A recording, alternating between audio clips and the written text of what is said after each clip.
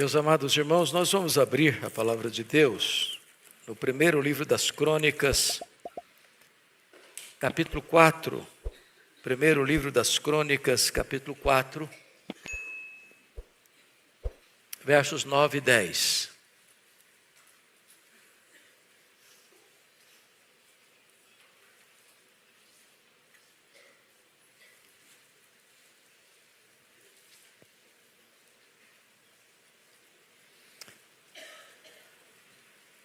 Esse texto diz assim: foi Jabes mais ilustre do que seus irmãos. Sua mãe chamou-lhe Jabes, dizendo, porque com dores o dei à luz. Jabes invocou o Deus de Israel, dizendo, ó, tomara que me abençoes e me alargues as fronteiras, que seja comigo a tua mão e me preserves do mal, de modo que não me sobrevenha aflição. E Deus lhe concedeu o que lhe tinha pedido. Amém. Hoje é o dia da árvore, 21 de setembro. Amanhã, dia 22 de setembro, começa uma nova estação, a primavera. E o tema que eu gostaria de tratar hoje é uma nova estação na vida. Aqui tem a história de um homem da tribo de Judá.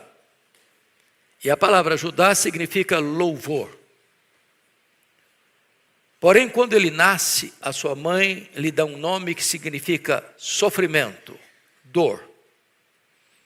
E esse homem, carimbado por esse nome, e no contexto de Israel, o nome é muito mais do que uma nomenclatura sonora bonita.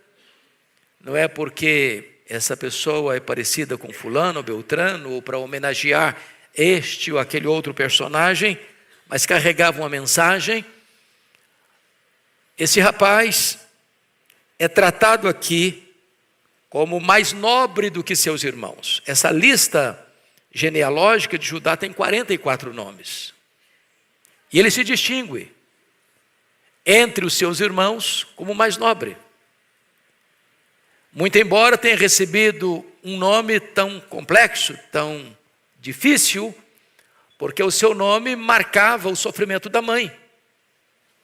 Talvez um parto difícil, talvez uma situação histórica de opressão dos inimigos, talvez a condição familiar. O certo é que quando ele recebe esse nome, ele recebe um estigma de dor. E ele era um monumento vivo dessa dor. Sempre que alguém chamava o seu nome, vinha à sua memória uma história de sofrimento da mãe. Sofrimento que ele causou à mãe, talvez ao nascer. E inconformado com isso, e desejoso ver um novo horizonte na sua vida, um novo futuro se abrir diante dele, é que ele toma uma decisão. A decisão de orar a respeito disso. A decisão de chegar para Deus e pedir para Deus mudar a sua sorte. E gerar uma nova estação na sua vida. Ele queria mais bênçãos de Deus. Ele queria mais influência na sua geração. Ele queria a presença de Deus com ele. Ele queria a proteção divina sobre a sua vida. E a Bíblia diz que Deus atendeu ao pedido de Jabes.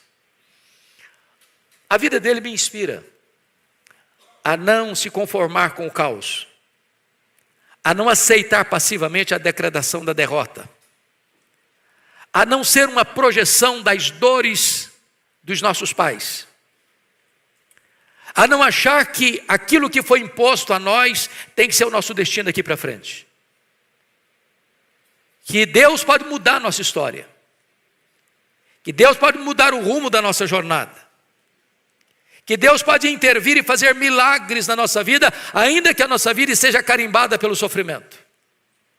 Deus é poderoso para mudar os rumos da nossa vida. Foi isso que um dia o jovem Dwight Lyman Moody ouviu, quando entrou numa igreja. Ainda jovem ele era. E o pregador disse: o mundo está para ver o que Deus pode fazer com um homem totalmente entregue em suas mãos. E aquele rapaz disse: meu Deus, eu quero ser esse homem. E o foi. Porque aquele homem, aquele jovem levou a Cristo mais de 500 mil pessoas. Eu não sei qual é a sua história até hoje. Eu não sei que legado você carrega. Eu não sei que expectativa seus pais nutrem ou nutriram a seu respeito. Eu não sei quão dramática é a história da sua família. Eu não sei em que contexto você nasceu. Mas eu sei que Deus pode criar uma nova estação na sua história, na sua vida, a partir desta manhã. E eu quero então olhar para esse texto e dizer que esse jovem que desejou viver além dos limites e queria mais de Deus e mais para Deus, entendendo que os recursos de Deus são ilimitados, nós vamos ver aqui qual foi a sua oração. Primeiramente, notem comigo o versículo de número 10. Jabes invocou o Deus de Israel dizendo: ó, tomara que me abençoes. Quem de nós não deseja a bênção de Deus? Quem de nós não precisa da bênção de Deus? Quem de nós não compreende que a bênção de Deus é melhor do que qualquer outra coisa na vida? Dentro da nossa cultura, nós temos o hábito de filhos chegarem a pai e mãe e dizer: bênção pai, bênção mãe. Eu fico até triste porque essa cultura está acabando, né? Parece que as crianças hoje têm um pouquinho de dificuldade de pedir bênção a pai e mãe. Os de cabecinhas brancas aqui lembram dessa cultura, e a gente não podia fazer outra coisa, não é verdade? Por entender que os pais são autoridades sobre nós, e quando eles abençoam a nossa vida, nós estamos debaixo da bênção do próprio Deus. E esse moço está aqui orando por si mesmo. Ele tinha motivos para orar pela nação e talvez o fez. Ele tinha demandas importantes do seu país para interceder e possivelmente tenha feito isso. Mas aqui ele está orando por ele mesmo. E o que ele está pedindo é uma reversão de um diagnóstico estabelecido para a vida dele. Ele recebe esse nome porque em meio de dores a sua mãe o deu à luz.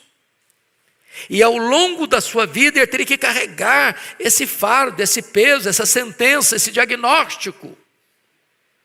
E ele está aqui orando a Deus: Deus, muda a minha sorte, Deus, muda a minha vida, ó, tomara que me abençoes. O que ele está pedindo? Não dor, mas bênção. E esse sofrimento dele, a história dele começa com o seu nome, significa dor, sofrimento. Qual é o seu nome? Qual é a sua história? Como é que tem sido a sua jornada? Esse nome não só descrevia o seu passado, esse nome lançava luz para o seu futuro. O nome era uma espécie de desejo ou profecia. E ele está pedindo a Deus: Deus, eu não quero carregar esse fardo do passado e eu não quero ter essa projeção para o futuro. Então me abençoe, meu Deus. Me abençoe. Eu não quero viver uma história de dor, eu não quero viver uma história de fracasso, eu não quero viver uma história de aflição, eu não quero carregar esse peso, eu não quero carregar esse estigma. Então Deus, abençoe minha vida. Eu preciso da tua bênção. Veja que esse pedido é pessoal e esse pedido é urgente. E eu quero encorajar você hoje a pedir para Deus abençoar você. Eu sei que você é uma pessoa abençoada. Eu sei que você já é abençoado com toda a sorte de bênção em Cristo Jesus. Mas talvez tenha uma área da sua vida que tem um peso aí, que tem uma dor aí, que incomoda você aí. Talvez tenha algo aí na sua árvore genealógica ou na sua linha familiar que ainda incomoda você, que ainda mexe com as suas emoções. E hoje é uma hora oportuna de você apresentar essa causa diante de Deus e dizer: meu Deus, tomara que me abençoes. Deus vai mudar seu nome, não talvez a sua nomenclatura, como fez com Jacó. Quando Jacó recebe esse nome, suplantador, agarrado do calcanhar do irmão, ele viveu até os 97 anos carregando esse estigma. Quando ele enganou seu pai, traiu seu irmão, a pergunta de Esaú foi: não é por isso que o nome dele é Jacó? Mas aos 97 anos, lá no Val de Jaboque, Deus perguntou para ele: qual é o seu nome? Há 20 anos passados, Isaac havia perguntado para ele: qual é o seu nome? E ele respondeu: meu nome é Esaú. Ele mentiu. Agora Deus está perguntando: qual é o seu nome? E ele reconhece: eu sou Jacó. Eu sou um suplantador. Essa tem sido a minha história até hoje. E Deus disse: pois você não vai chamar mais Jacó, você vai ser chamado de Israel daqui para frente. Você é um príncipe de Deus. Você lutou com Deus e prevaleceu. A sua história está sendo mudada. A sua história está sendo transformada. O seu passado está sendo varrido e banido. E a tua história vai começar um novo ciclo daqui para frente, uma nova estação, uma primavera de Deus vai surgir na sua vida. Jabes reagiu. Às vezes nós queremos dar marcha ré, como fez Noemi. Noemi chama ditosa, feliz. E ela sai de Belém, a casa do pão, vai para Moabe, talvez buscando sobrevivência. E lá ela encontrou o quê? Encontrou a doença do seu marido, a morte do seu marido. O que é que ela encontra em Moabe? A doença de Malom e Quilion, seus filhos. A morte de Malom e Quilion, seus filhos. Lá em Moabe ela fica viúva. Lá em Moabe ela fica desamparada, humanamente falando. E então diz a Bíblia que, tendo Deus lembrado-se de Belém, da casa do pão, dando pão na casa do pão, ela volta. Viúva, pobre, velha, 10 anos depois. E ela, ao ser abordada pelas suas conterrâneas, disse: não me chamem mais de Noemi, eu não sou mulher feliz, me chamem de Mara, eu estou amarga, eu estou triste, eu estou até revoltada com Deus, porque Deus pesou a mão sobre mim. Em nome de Jesus, eu conclamo você nesta noite, nesta manhã, a tirar de sobre você o peso, o estigma, a dor, o sofrimento que talvez lhe foi imposto e começar uma nova fase, uma nova estação na sua vida. Deus pode abençoar você. O nosso Deus é o galardoador daqueles que o buscam. Ó, tomara que me abençoes. A bênção de Deus satisfaz. A bênção de Deus é a sua graça, que já lemos aqui hoje, é melhor do que a própria vida. Bom, o que mais ele pediu? Vamos ver o versículo 10. Segundo lugar: ó, tomara que me abençoes e me alargues as fronteiras. O que ele quer dizer com isso? Me alargues as fronteiras. Esse homem quer mais influência. Ele quer ser mais útil. Ele quer fazer mais coisas. Ele não quer viver dentro de uma limitação, de uma prisão, talvez não geográfica, mas emocional, espiritual. Meu amado irmão, o que eu quero dizer para você é o que está lá em Efésios, capítulo 3, versículo 19, que você pode desfrutar de algo tão grande, tão ilimitado humanamente falando, que Deus tem mais, muito mais. Você pode conhecer, experimentar e ser tomado de toda a plenitude de Deus. E se você acha que isso é impossível, a própria Escritura diz em seguida: ora, aquele que é poderoso para fazer infinitamente mais do que tudo quanto pedimos ou pensamos, conforme o seu poder que opera em nós. Então não permita que as limitações cerquem você, eu não posso, eu não vou, eu não consigo, eu não realizo. Deus pode levantar você, Deus pode levantar a sua história para fazer coisas grandes, inimagináveis, humanamente impossíveis para a glória de Deus. Você pode ter mais influência. Talvez possamos orar hoje: Deus, eu quero mais de ti, mais para ti.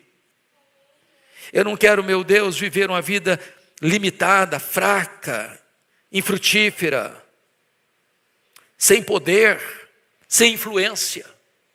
Para um pouquinho para pensar quantas pessoas você pode tocar, quantas pessoas você pode abençoar, quantas pessoas você pode influenciar. Permita-me uma brevíssima sugestão. E uma pergunta, e não tenha, se você tiver, pode levantar a mão. Quem aqui neste templo usa redes sociais? Todo mundo.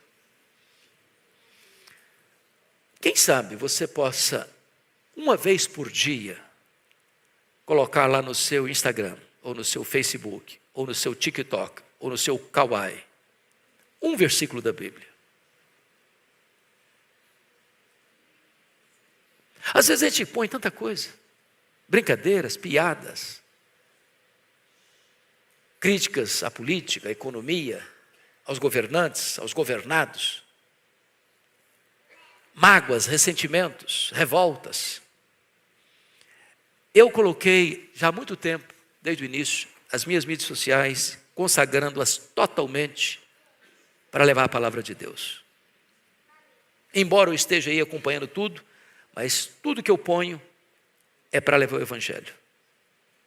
Você já pensou se nós multiplicássemos isso, cada um fazendo uma parte? Você não sabe onde essa mensagem vai cair. Você não sabe a quem essa mensagem vai alcançar. Você não sabe a situação de dor que uma pessoa pode estar na hora que abrir lá e ler um versículo das Escrituras. Peça para Deus mais influência. Peça para Deus para alargar o seu território.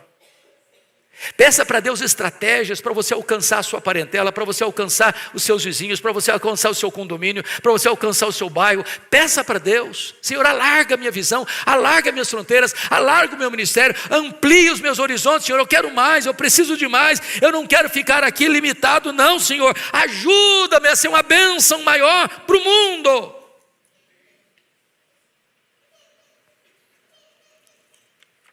Quais são as estratégias que você pode usar para isso?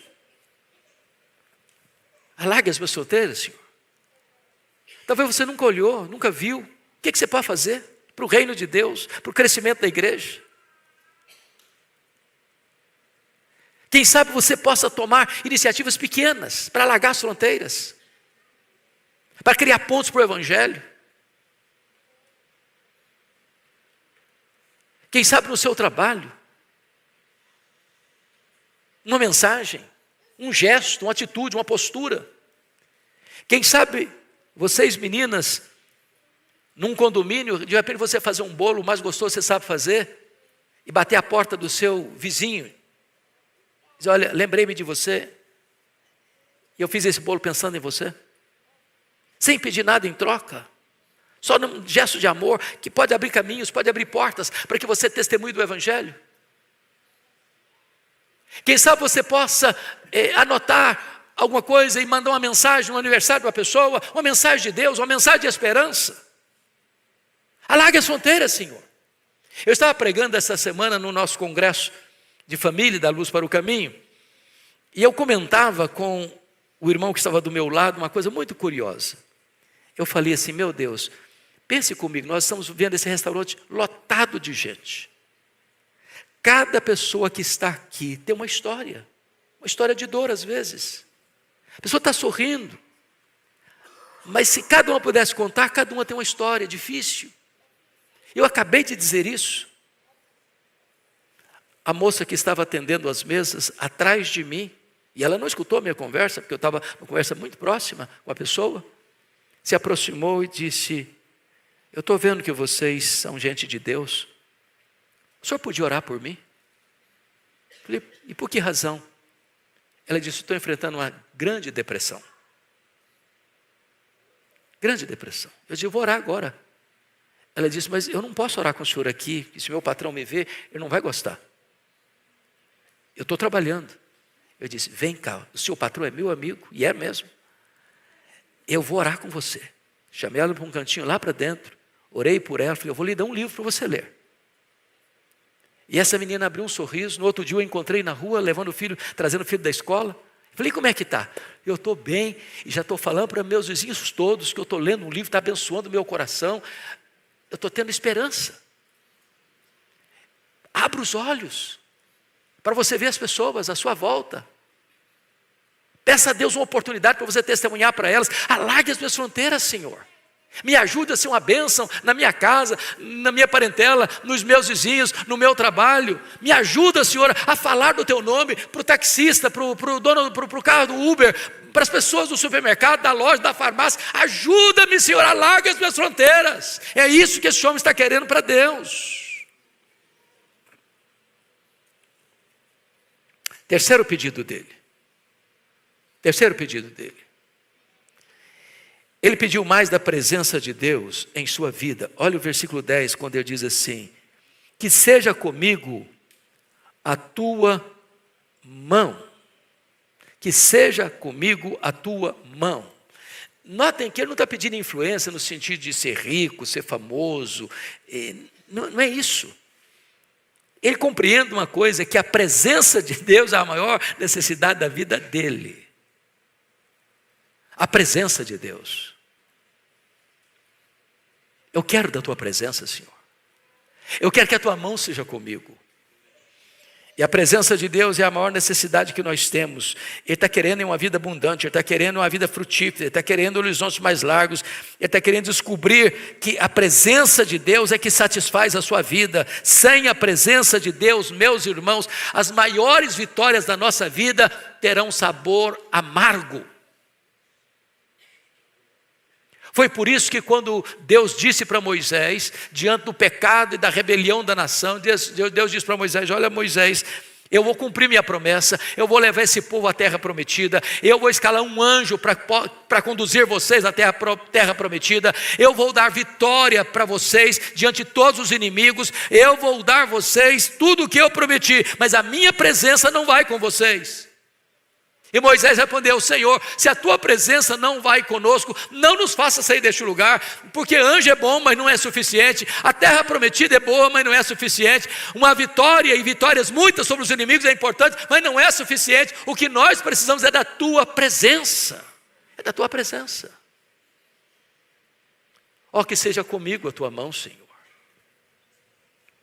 Jabes compreendeu que não podia fazer grandes coisas para Deus sozinho.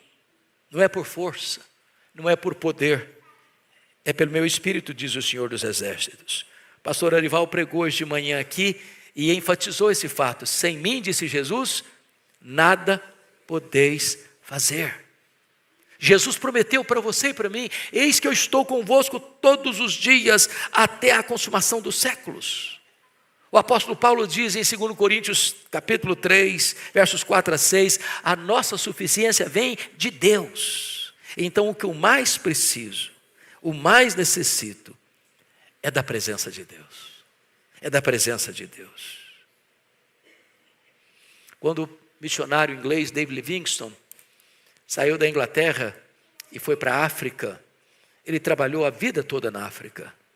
Certa feita ele foi atacado por um leão na África e perdeu a mobilidade do seu braço direito. E permaneceu na África. E quando alguém lhe perguntou: o que motivou você a continuar na África? Apesar de tantos problemas, de tantas lutas, de tantas adversidades, até de um ataque de um leão.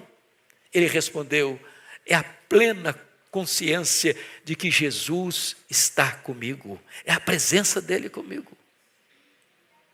Às vezes a gente faz as coisas, mas sem o senso da presença dele, sem a dependência dele. E este homem está aqui pedindo a presença de Deus sobre a sua vida. Mas o último pedido que ele fez, notem comigo no verso 10, ele pediu mais proteção divina, quando ele diz assim: e me preserves do mal. E me preserves do mal.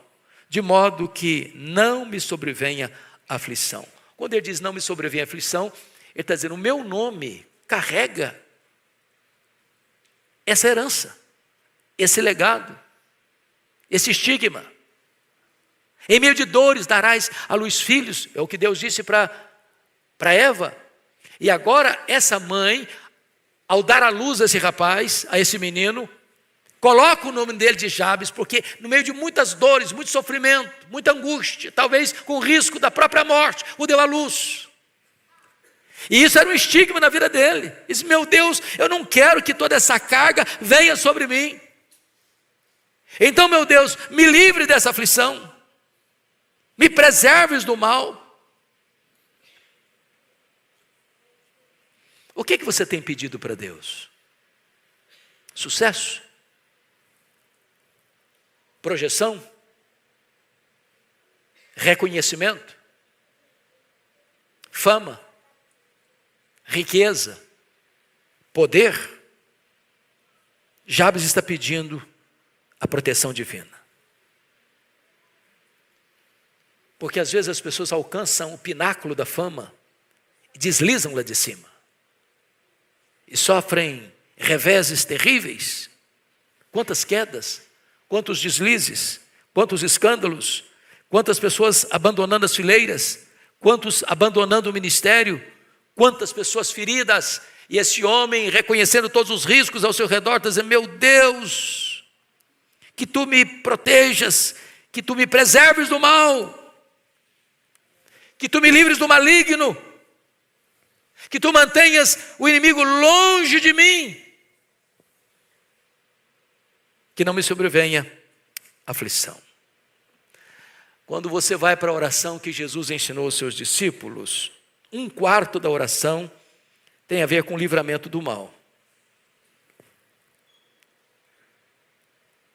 E a Bíblia, quando diz lá, me livres do mal, a palavra ali traz a ideia de maligno. Não é um mal apenas etéreo. É proteção do maligno. Seus laços, das suas armadilhas, das suas ciladas, dos seus ataques, da sua fúria. Livra-nos do maligno. Mantenha, Senhor, a tentação fora de mim, longe de mim. Mantenha, Senhor, o inimigo longe de mim. É isso que este homem está pedindo para Deus. Mas vejamos finalmente o que está escrito no verso 10, na parte B. E Deus lhe concedeu o que lhe tinha pedido. Toda a igreja comigo lendo essa frase. E Deus lhe concedeu o que lhe tinha pedido. Deus responde a oração. Deus muda o placar do jogo. Deus vira a mesa da história. Deus cria uma nova estação na nossa vida. Deus faz o que nós não podemos fazer.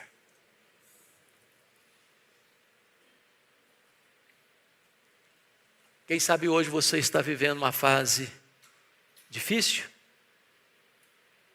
de inverno na sua vida. Sombria, gelada. Assim como nós estamos mudando de estação, e a primavera está chegando, Deus possa mudar a estação da sua vida. Deus é poderoso para enxugar suas lágrimas. Deus é poderoso para revitalizar o seu corpo e lhe dar saúde. Deus é poderoso para alargar suas fronteiras e abençoar você. Deus é poderoso para estar presente com você e livrar você da aflição. Colocar o maligno longe do seu caminho. É por isso que foi mais nobre que seus irmãos. Porque ele não se conformou. Ele reagiu. E Deus respondeu a sua súplica. Hoje Deus está aqui para responder a sua oração. Você que tem passado dias difíceis, você que tem sofrido, você que tem chorado, você que tem carregado um peso esmagador, hoje é um tempo de primavera na sua história. Se você quer colocar sua vida diante de Deus para esse tempo novo, enquanto a igreja está assentada em oração, se é isso que você deseja, onde você está, você fique em pé. Eu quero orar em seu favor esta manhã.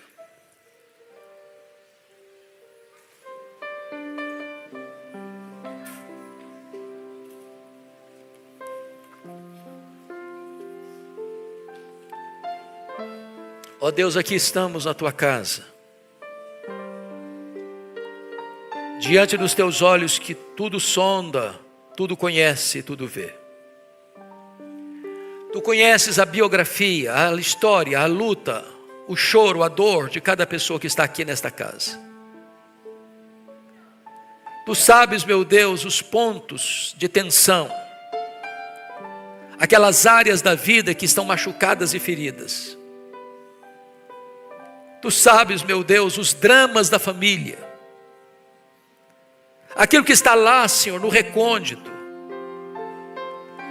que talvez ninguém saiba, ou poucas pessoas saibam, mas que ainda pulse e lateja no nosso coração, na nossa alma, essas dores.